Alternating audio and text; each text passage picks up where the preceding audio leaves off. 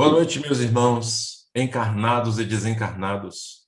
Que Deus, nosso Pai, Jesus, nosso irmão maior, nos auxilie mais uma vez, como sempre tem auxiliado, para um estudo do Evangelho segundo o Espiritismo, codificado por Allan Kardec, que nesse mês fez aniversário o Livro dos Espíritos, dia 18 de abril. Então, o capítulo que nos coube na noite de hoje está no Evangelho segundo o Espiritismo, capítulo 23. E o nome do título desse capítulo é Estranha Moral. E o item é abandonar pai, mãe e filho. E engraçado, começa por aí, o título do capítulo com o que fala. Quando você vê falar abandonar pai, mãe e filho, você pensa logo nos parentes, né? O que a gente vai fazer se fizer isso com os parentes? Mas como o título remete a gente a uma reflexão interessante, estranha moral. Nós vamos ler aqui algumas passagens que estão na Bíblia, do Evangelho, né?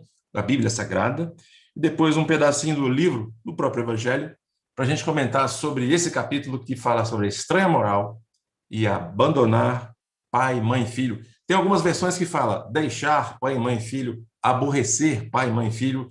Então, nós vamos falar desse capítulo, 23 do Evangelho segundo o Espiritismo. Vamos lá, então, Lucas, capítulo 9, versículo 59. A outro disse, siga-me. Mas o homem respondeu, Senhor, deixe-me ir primeiro sepultar o meu pai.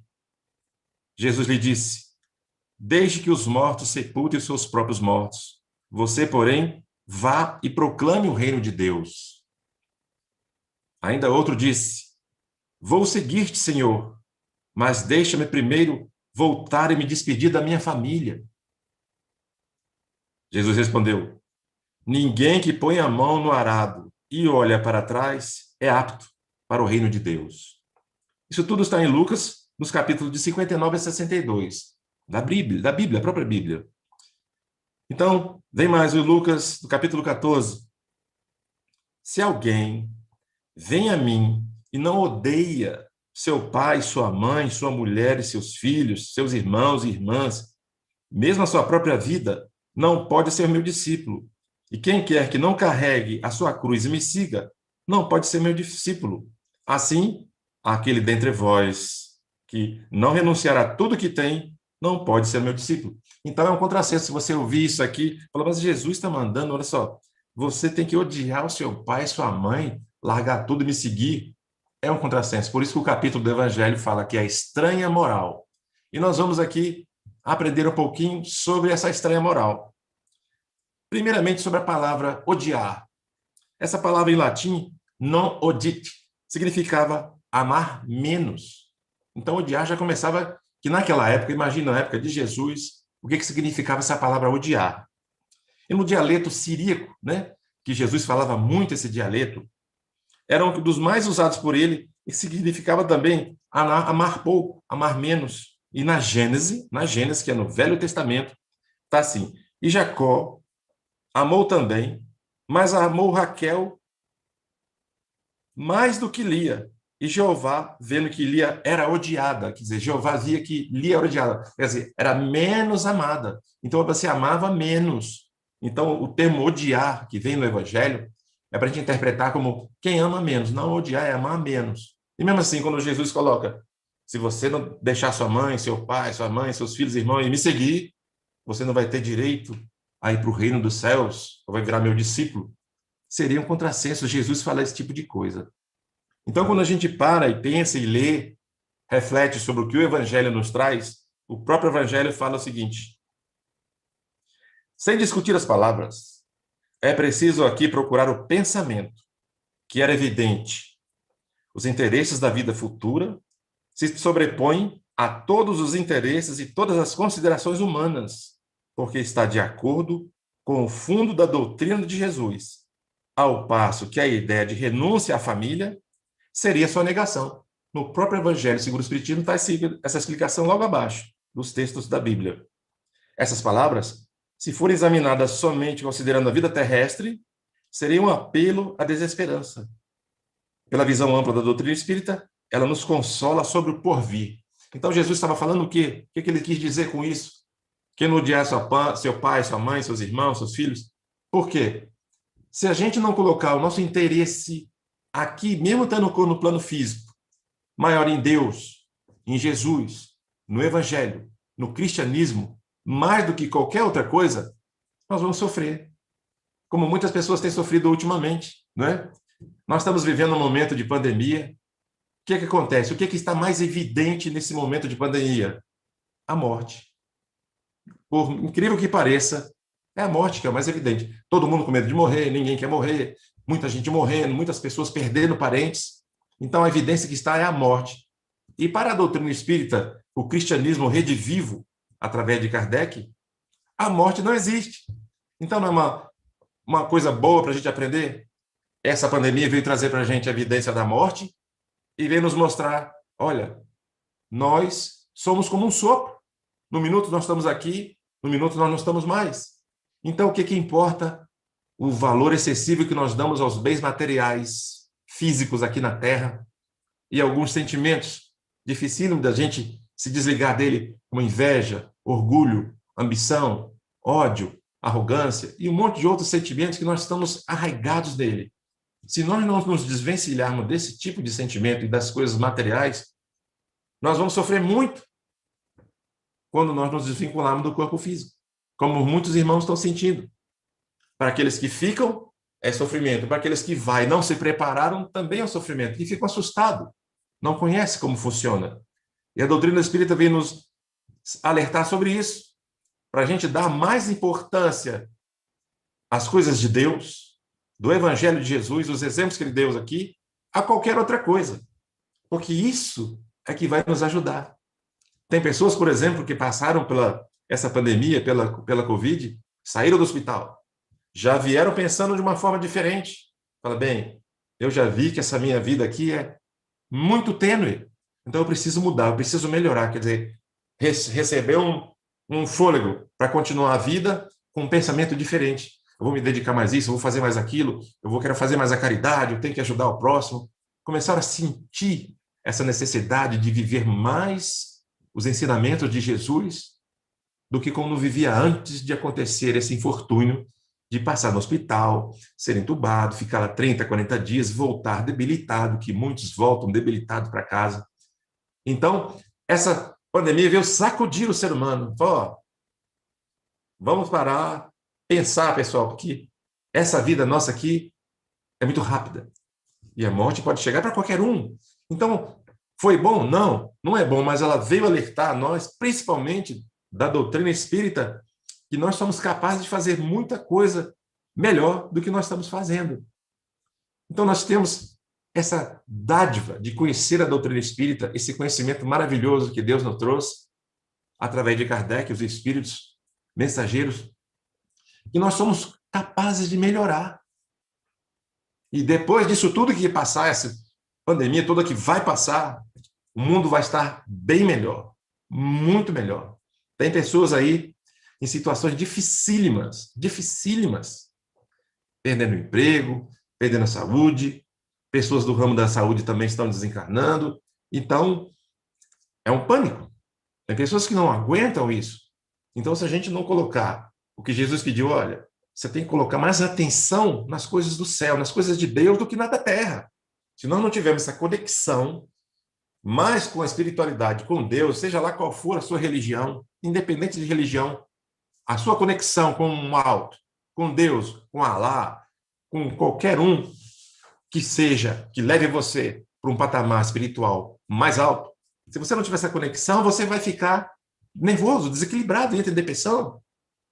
Então, Deus quer que nós nos amemos uns aos outros, como Ele nos amou. Isso, para nós, é o primordial, é o principal. E como é que nós vamos amar o próximo agora? Uma multidão de gente está passando necessidade, passando fome, precisando do casaco frio, está chegando de novo, né? E muitas pessoas não têm nem onde ficar, nem uma árvore para ficar embaixo. E nós podemos ajudar, nós podemos ajudar. E tem muitas instituições, por exemplo, nós fizemos semana passada, domingo passado, tivemos uma vídeo com a Federação Espírita de Brasília e nos foi colocado pelo pessoal de lá, que é responsável pela assistência social, que nós somos capazes de ajudar muita gente, cadastrando essas pessoas que pedem na rua ou que batem a nossa porta, Ô, me dá uma coisa aí, peraí, vem cá. Se você, com muito jeito, com muito tato, podemos te ajudar. Você tem algum cadastro, já fez algum cadastro no GDF para você ter direito a algumas coisas? Por exemplo, Prato Cheio é um dos programas que a pessoa recebe um dinheiro durante tantos meses. Depois, o próprio GDF encaminha essa pessoa para aprender uma profissão, para daí seguir a sua vida. Então, a gente, com pequenos atos, pequenas coisas, a gente pode fazer um mundo melhor. Nós temos a ferramenta, temos conhecimento da internet. Vamos colocar essas pessoas para ajudar umas às outras. Ah, não tem dinheiro.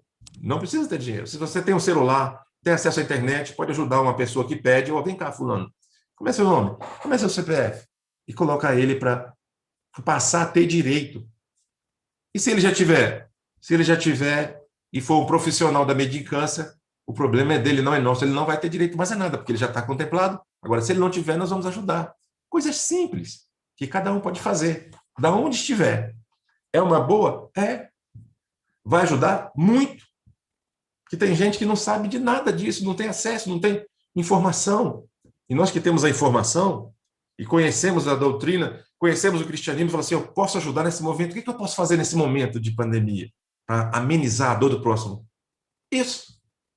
Fazer um simples cadastro único na Secretaria de Assistência Social. Ela entra no site, vamos ver como é que eu posso ajudar o meu próximo a amenizar a dor dele nesse momento que nós estamos passando dificuldade. Porque o que nos leva a fazer isso tudo? A fé. A fé em Deus, no nosso irmão, no próximo, que a gente não sabe. O dia de amanhã pode mudar muita coisa, a gente não sabe o que vai acontecer. Então a gente pode fazer muito por eles. E nós falando em fé, tem as obras maravilhosas aqui do nosso irmão Chico Xavier, e nós pedimos aqui a permissão para fazer uma pequena leitura, chama Fidelidade a Deus, que é fé.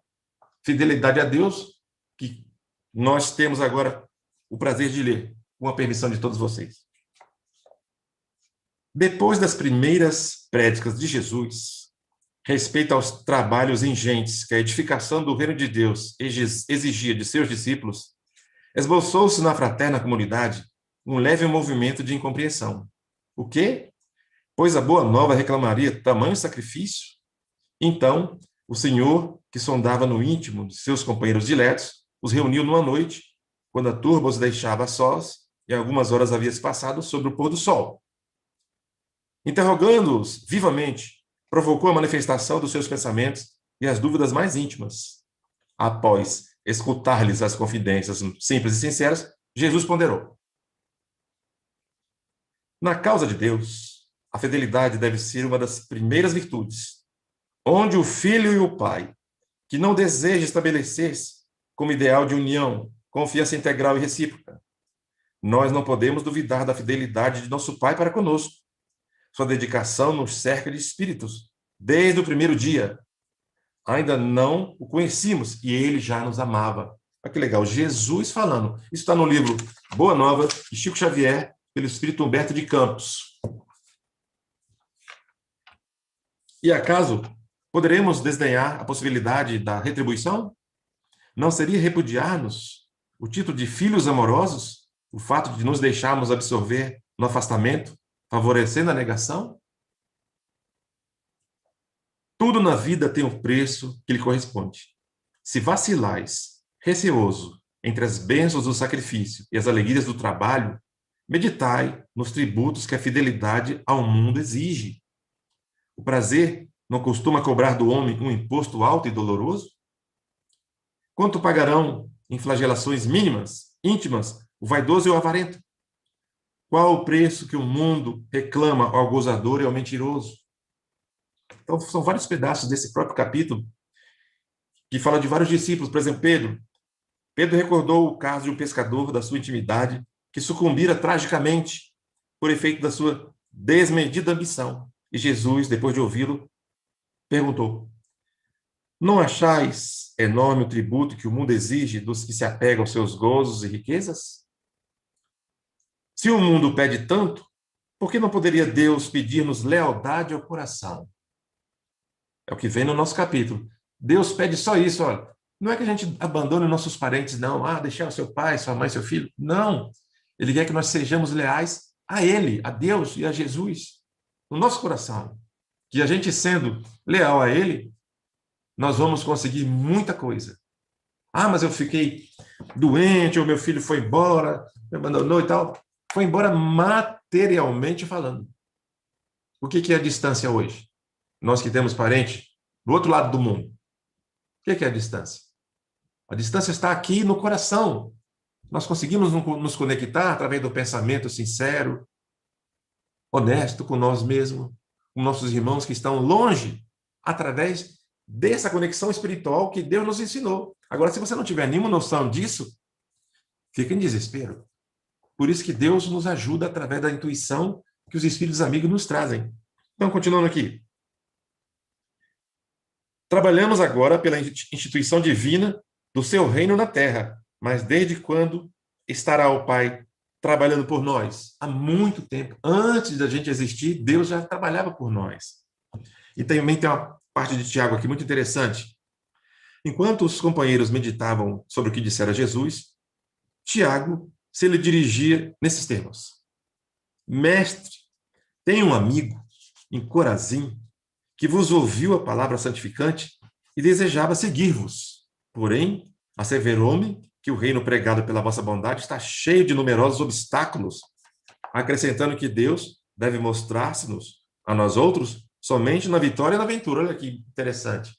Quer dizer, tem um amigo que está querendo seguir o Senhor, Jesus, mas é muito difícil, é mais fácil seguir quando a gente está alegre, está feliz, cheio de alegria, não tem problema nenhum. Resumindo, é isso. Devo confessar que hesitei ante as suas observações, mas agora, esclarecido pelos vossos ensinamentos, melhor vos compreendo e afirmo-vos que nunca esquecerei minha fidelidade ao reino. Aí Jesus, olha que bacana, as palavras de Jesus para Tiago. Tiago, nem todos os problemas podem compreender a verdade de uma só vez. Devemos considerar que o mundo está cheio de crentes que não entendem a proteção do céu, senão nos dias de tranquilidade e triunfo. Nós, porém, que conhecemos a vontade suprema, temos que lhe seguir o roteiro. Não devemos pensar no Deus que concede, mas no Pai que educa. Não no Deus que recompensa, mas sim no Pai que aperfeiçoa. Daí se segue que a nossa batalha pela redenção tem que ser perseverante e sem trégua. Quer dizer, nós temos que continuar trabalhando, estudando, nos dedicando, principalmente a nós mesmos, a nossa reforma íntima, para conseguir nos burilar e ajudar o próximo. Que com isso nós vamos estar em conexão direta com Deus, Jesus e os espíritos amigos que estão sempre ao nosso lado. Porque nós precisamos buscar essa conexão. Ah, eles nos abandonaram? Não. Nós é que não conseguimos chegar até ele com a nossa sintonia, que às vezes baixa muito pelo nosso desespero, a nossa falta de fé, a nossa fraqueza, que às vezes nos abate. Você fala, desanimado, isso não dá certo. Esse momento é que nós precisamos contactar com Deus. O Haroldo Dutra contou, na última palestra que ele teve, muito interessante, que ele falou aqui, até na Federação Espírita, uma situação muito interessante, que ele estava numa situação dificílima, passando por um processo de resgate imenso, sentado numa praça, chorando. O Haroldo Dutra diz, chorando. Aí ele estava com a cabeça baixa chorando e passou um padre e encostou perto dele, ele não sabia que era padre. Falou, meu filho, o que você tem? Ah, eu estou chorando aqui porque eu estou muito chateado, aconteceu uma coisa muito triste comigo. Ele, pois é, eu queria fazer um pedido a você. Ele, o que você está pedindo? Eu estou chorando aqui. Eu queria que você pedisse a Deus por mim, que ele me ajudasse. Eu estou precisando muito da ajuda dele. Ele, mas por quê? Que você está pedindo isso para mim? Eu estou aqui chorando. Porque quando a gente está sofrendo muito, é nesse momento que a gente se aproxima de Deus e esse contato é inigualável. É nesse momento de sofrimento que a gente fica mais próximo de Deus. Então você pede a Deus por mim. E foi embora. Aí quando o Haroldo passou depois na rua e viu que esse senhor que falou com ele era o padre da igreja da cidade. Para a gente ver que um momento de sofrimento para a gente, às vezes nos parece difícil, rude, que a gente não vai aguentar. É nesse momento que você vai, se recolhe e pede ajuda a Deus. Meu Deus, me ajuda, que eu estou precisando agora, não sei o que fazer mais. E vai chegar o auxílio, o amparo, através de intuição, dos bons espíritos, nossos amigos vão chegar próximo e nos trazer o consolo. Essa conexão que Deus se refere quando manda, ó, se você não odiar o seu pai e sua mãe e vir atrás de mim, você não vai ser feliz. É por isso que as pessoas, se viverem só na matéria, se dedicando somente à sua família da matéria, não é que você não deva se dedicar, mas esquecendo da espiritualidade de Deus, dos espíritos amigos que existem ao nosso redor, fica difícil quando a gente tiver que passar um momento trágico, superar. Que essa fé, essa força que a gente busca em Deus e nos amigos, é que nos ajuda, é que faz a gente passar por muitos momentos difíceis. Então, que nós temos mais um pedacinho aqui para ler. Jesus dizendo de novo que, Tiago, todos podem compreender a verdade de uma só vez. Nem todos, ele diz, nem todos podem compreender essa verdade. Porque cada um tem o seu tempo. Cada um tem o seu tempo. Ah, o fulano não entende. Eu falo, o fulano não entende, porque cada um tem a sua época, o seu tempo determinado para entender certas coisas. Por que hoje um monte de gente não acredita na doutrina espírita? Ah, não acredito nesse negócio, não. Tem gente que fala assim, eu acredito até nos espíritos, só não acredito nesse tal da reencarnação, que isso aí para mim... Então, cada um tem o seu tempo, o seu conhecimento que vem de outras encarnações, e a gente precisa ter paciência de tentar colocar algumas coisas para as pessoas. Se você colocar essa estranha moral que está no Evangelho segundo o Espiritismo, do jeito que está escrito aqui, ó, se você não abandonar o seu pai, sua mãe, seus filhos e me seguir, você não vai conseguir ser meu discípulo? Se a gente não interpretá-la como deve ser, você fala que Jesus falou uma besteira. Como é que ele pode falar uma coisa dessa se no próprio Evangelho tem lá atrás? Honrai o vosso pai e a vossa mãe. Então, é um contrassenso você mandar abandonar o pai e a mãe para você seguir Jesus. Então, são coisinhas que tem do Evangelho, mas que a própria interpretação do Evangelho lá mais para baixo esclarece a gente. Que é para forçar você, olha, se você não se conectar com o alto, você não vai conseguir vencer as batalhas da vida, que são muitas, principalmente no momento agora. Tem muita gente que está no hospital com Covid, com a família também, que não tem religião nenhuma. E aí?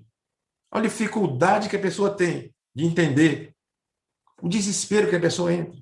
A pessoa que está na maca lá, está entubada, não consegue falar, não consegue se expressar. Deve ser muito triste. Então, se você tem uma confiança em Deus, vai deixar de sofrer? Não. Não vai deixar de sofrer, mas vai sofrer sabendo bem. Eu estou passando aqui porque eu preciso passar. Está na minha programação espiritual eu passar por isso aqui. Se eu tiver que desencarnar, paciência. Se eu não for desencarnar, Deus está querendo que eu fique mais tempo na Terra. E essa noção da doutrina espírita de Kardec que nos trouxe, que faz você passar pelo sofrimento melhor. Por isso que é o Consolador prometido. Ele veio nos ajudar. Olha, você vai sofrer? Todo mundo vai sofrer. Mas, sabendo que nada é de graça, que nós não vamos ficar aqui para semente, já melhora muita coisa. Melhora muita coisa. Porque nós somos todos falíveis. Somos capazes de fazer coisas milagrosas. Porque o que vai acontecer se todo mundo entrar em desespero, em pânico? Ah, que Deus não existe, Deus é ruim. Por que ele deixou vir essa pandemia para o mundo? Deus é ruim. Vão chegar a essa conclusão? Mas não é. É exatamente o contrário. Deus trouxe esse tipo de coisa. Os homens também, com a sua mal utilização da natureza, dos recursos ambientais, conseguiram chegar a esse nível de desequilíbrio ecológico que fez o quê? Os vírus que viviam nas florestas adentrar as cidades. Foi o próprio homem que fez isso. Qual é a culpa que Deus tem? Veio em quê? Um vírus que não é o primeiro, nem é o último. Não é o último, infelizmente.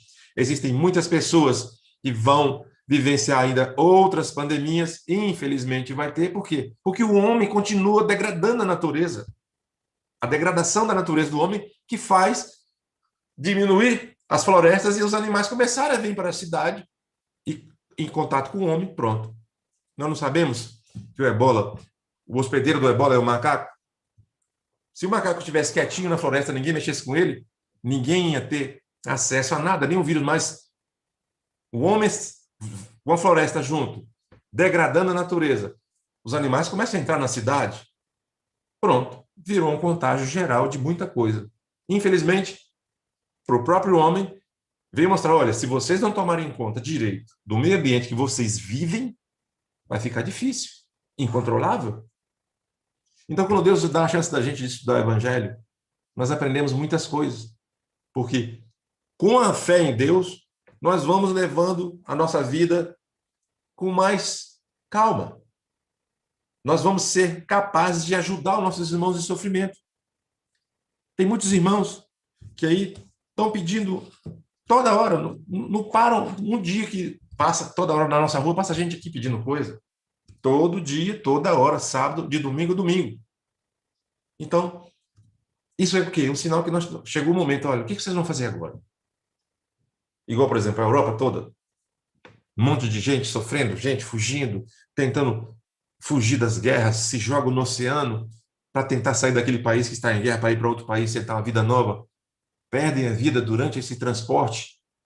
O mundo se movendo, se movimentando, buscando sair do sofrimento. E os outros povos estão sendo concitados aqui. Bem, tem um monte de gente refugiada de guerra de vários países. Vamos ajudá-los, vamos acolhê-los como irmãos.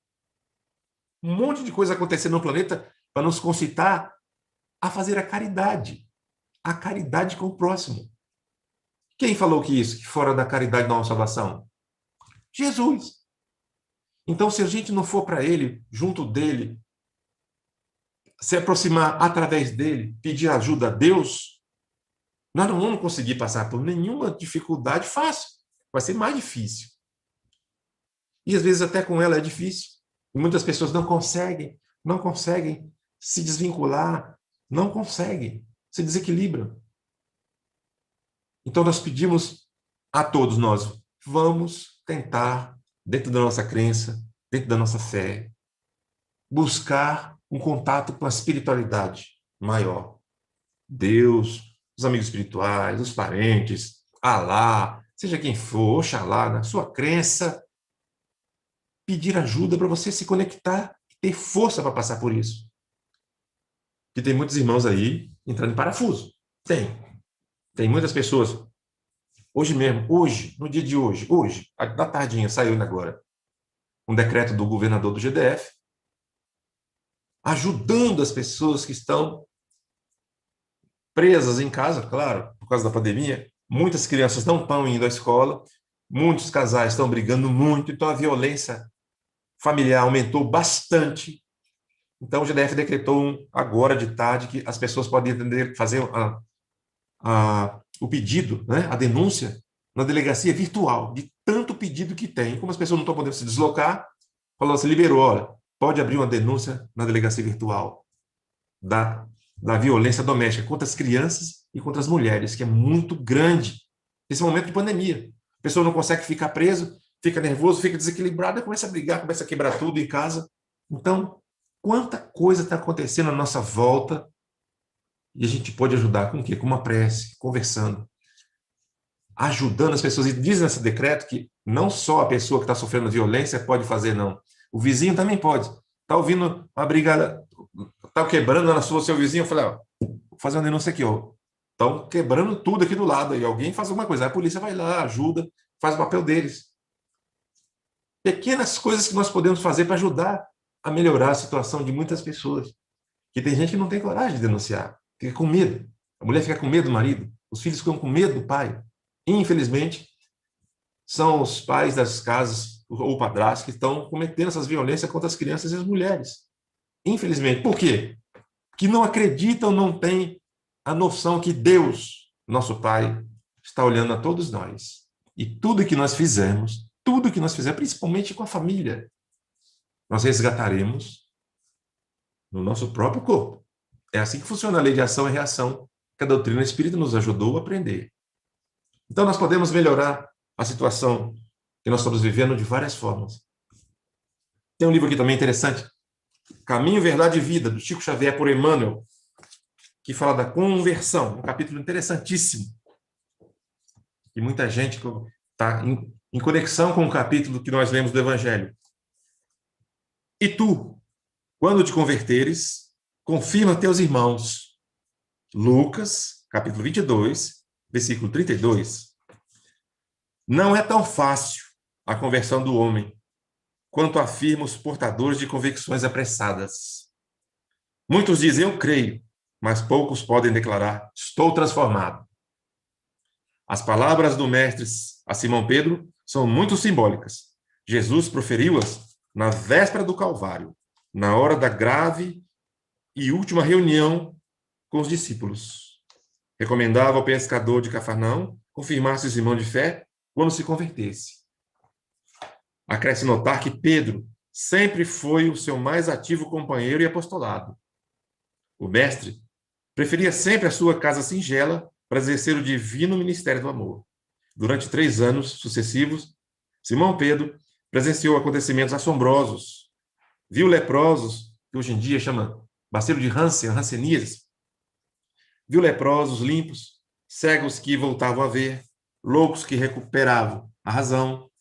Deslumbrara-se com a visão do Messias transfigurado no Tabor. Assistia a saída de Lázaro da escuridão do sepulcro. E, no entanto, ainda não havia se convertido. Olha como é que o Pedro era teimoso. Participava disso tudo com Jesus e não havia se convertido. Assim, não tinha aquela fé cega, né? Seriam necessários trabalhos imensos de Jerusalém, os sacrifícios pessoais, as lutas enormes consigo mesmo, para que pudesse converter seu evangelho e dar o testemunho do Cristo a seus irmãos. Não será por se maravilhar tua alma ante as revelações espirituais que estarás convertido e transformado para Jesus. Simão Pedro presenciou essas revelações com o próprio Messias e custou muito a obter esses títulos. Trabalhemos, portanto, por nos convertermos. Somente nessas condições estaremos habilitados para o nosso testemunho. Olha dizendo aqui que, quando fala no Evangelho, larga tudo, larga pai, mãe, filho, siga-me. Até o Pedro, que andava do lado de Jesus, tinha dificuldade. Tanto que ele negou ele 3 vezes. 3 vezes. Pedro negou ele 3 vezes.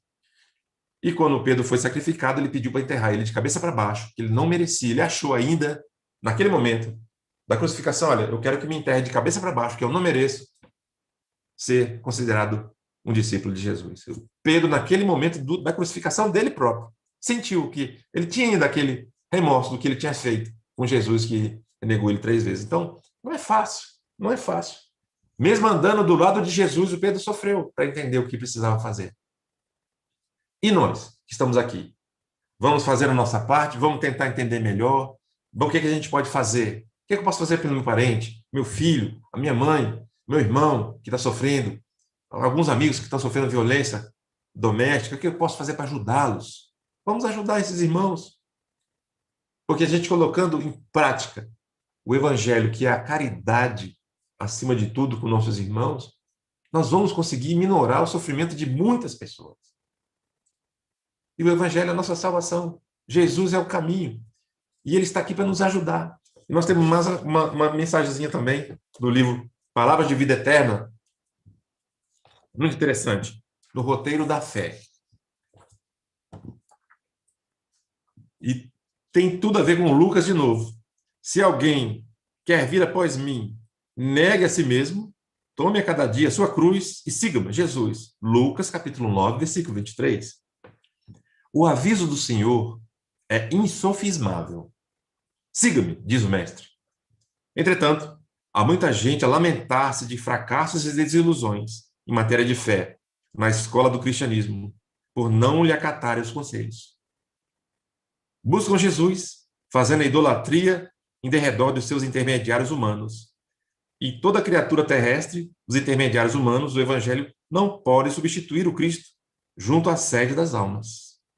Aqui é um padre católico, caridoso e sincero, contudo, incapaz de oferecer a santidade perfeita. Ali é um pastor da igreja reformada, atento e nobre, mas inabilitado à demonstração de todas as virtudes. Acolá é um médium espírita, abnegado e diligente, todavia, distante da própria sublimação. Mas, além, surgem doutrinadores e comentaristas, companheiros e parentes, afeiçoados ao estudo e excelentes amigos, mas ainda longe de integração com o benfeitor eterno que é Jesus.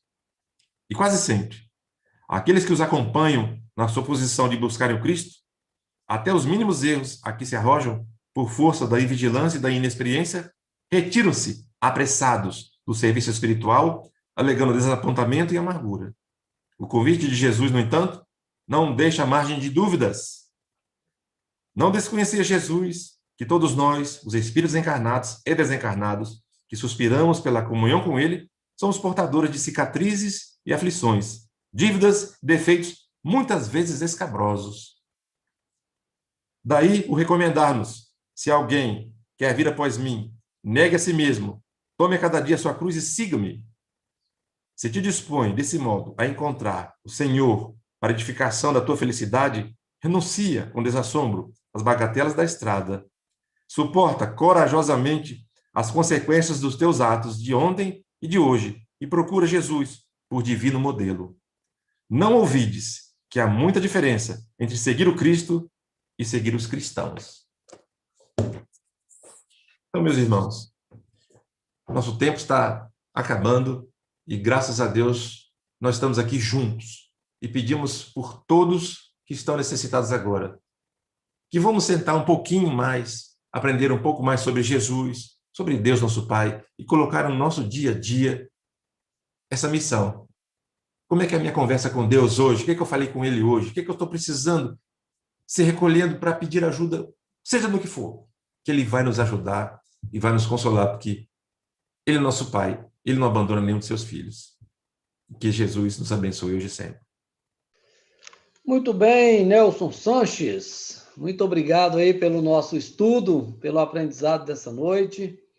Que nós possamos, né, cada vez mais aprender mesmo, colocar em prática as teorias, né? Porque Jesus veio, nos ensinou, depois o Espiritismo vem, a doutrina espírita nos esclarece mais ainda, e assim, é hora da gente colocar muitas oportunidades aí que estamos tendo de colocar em prática mesmo isso, tudo que nós aprendemos, né? Procurar sermos melhores sempre, como nosso irmão Nelson muito bem frisou aí. Nelson, mais uma vez, muito obrigado.